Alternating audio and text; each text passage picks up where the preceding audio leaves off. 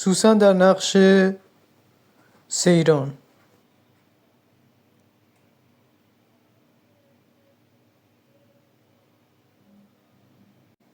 گلمنار در نقش فرید.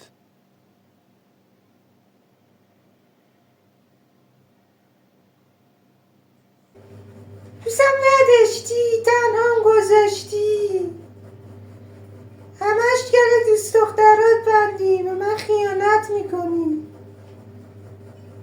مثل بابای لنگهورت به دخترش شوهر داد بالای پول. پیش عشق قبلیت میموندی. تقصیر منه که پیشت برگشتم.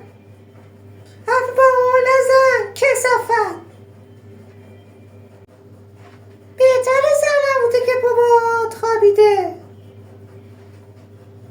برای چند تا شعار عوض کرده، 2 ماچ منم خورده. تو که اومده بودی اونو بگیری، زنی مرده. من احمق اومدم تو رو گرفتم، حالا پشیمونم. پشیمونی فایده نداره.